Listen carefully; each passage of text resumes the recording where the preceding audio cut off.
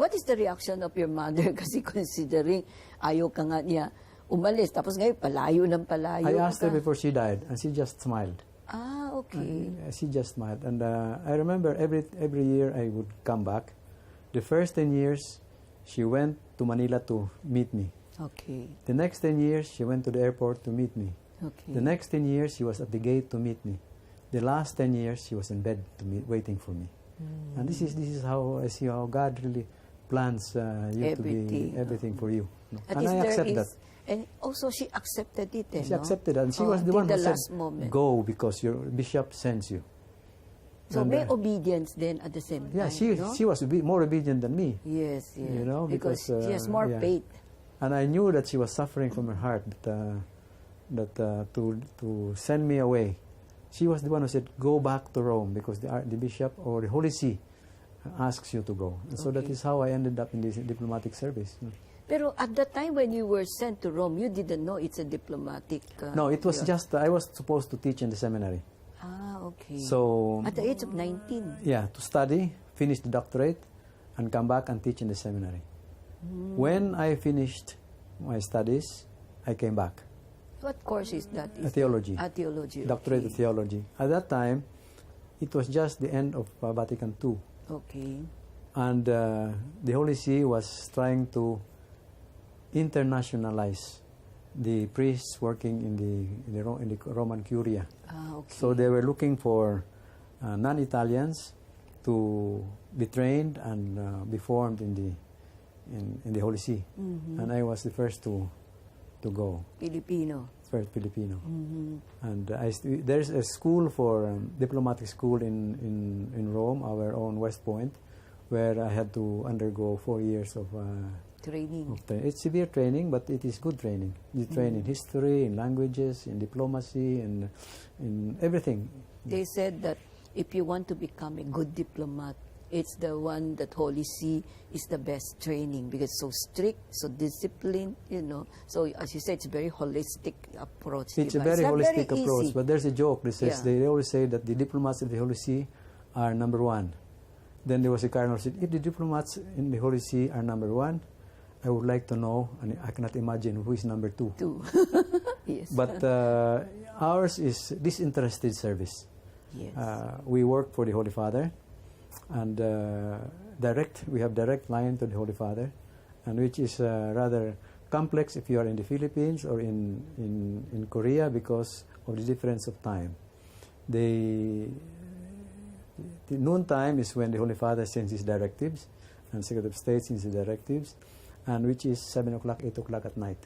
And sometimes we work till late at night because the time schedule. Yeah. Costa Rica was even worse because noon time was 5 o'clock in the morning. Wow. And sometimes you have to wake up. Adaptation of the change of time. No, I was told the reason why many give up, although it's a very good training background, kasi raw ang daming protocol, parang they couldn't live with that kind of strict implementation. No, protocol is the last thing that we are taught. Okay. The first thing we are taught is to be priest. And every time the Pope greets us twice a year, you must first be a priest. Okay. If you are not a good priest, you are not a good diplomat for the Holy See. Ah, okay. And the hard part is that you are away from the parish. And so many priests, they feel that their vocation is to be in a parish church. And ours is more on the diplomatic pastoral side, where, as I said, Pope John XXIII always saw the pastoral side in every letter that he read.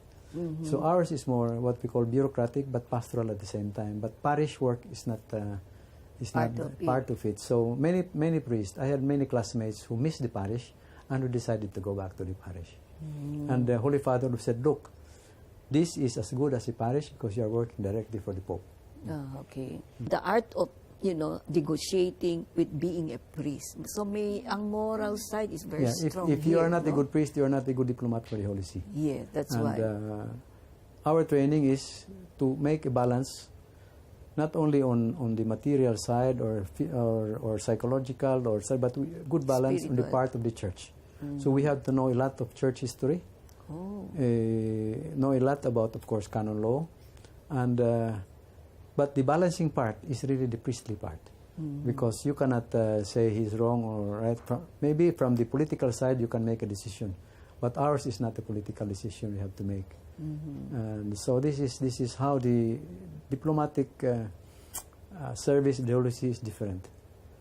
Another difference is, for example, if you are a diplomat of the Holy See, a diplomat of, let us say, one country, let's say of Colombia or America, is in the Philippines, he serves the interest of his country. Yes. He works for America, he works for...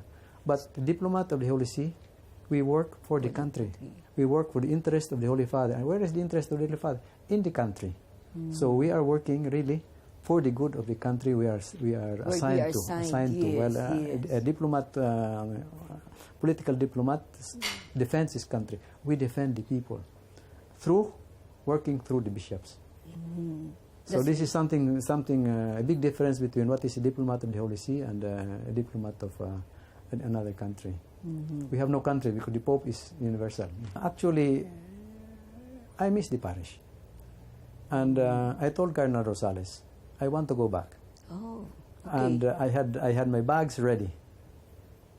And he came and said, look, the parish is as good as where you are. And I remember when I left, if you remember Nuncio Rocco, who was here in the Philippines. Yes. And he said, look, it is the same feeling when I was a young priest. I had the same idealism to work in the parish. But that mentality of parish is good only as long as you are a good priest. You can always have that parish experience with you in another type of work that you experience yourself. Which I agree, no? Because if you do not have that priestly spirit, wherever you are lost. Yeah, it's the same. Yeah. And if you have that priestly spirit, wherever you are, you will find that spiritual satisfaction of serving the church. Yeah, I agree Yeah, with we you. miss It the people, depends. we miss the public, but at the same time, there is a new direction because you are serving directly the Holy Father, who is universal. You're also serving directly the people of that country you are being assigned to without your knowing it. It's also like a parish. I can see the difference. No? For example, when I visit the parish, my first instinct is to go down and meet the people. Yes. I think in the Philippines it's the same. Yes. And then the parish priest will say, no, you should not do that. No, you should stay in the room and then we'll take you out for formal protocol. I said, no, that's not what I came here for. I came to meet the parish. And the same also in the Philippines, the people want to meet the representative of the Holy Father, not to hide in a room and then time for ceremony come out. You know? So this is something that consoles us, but sometimes disappoints us because we are being hidden and then just shown like some prize gift of the parish priest to the people.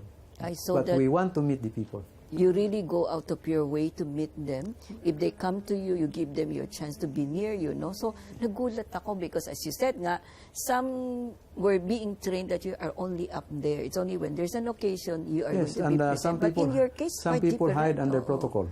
Yes. Protocol is good only when to keep one's rights. But that is also protocol for us to meet the people is the best protocol. To meet them with kindness, with friendship, and with compassion, and to show them that we are available. Yes. And my point when I was in Korea, for example, was a few people went to the nunciature in Korea because many do not speak English. That's right. So I had to get an extra expense to hire 2 interpreters so that they can come. Anybody can come. Anytime. And present their desires, their case, some cases complaints, but in Korean, so that they are free to write or to come and they are welcome. Maganda po yan. Itutuloy po namin ang aming magandang pag-usapan sa pagbabalik po ng Power Day Night with Elvira.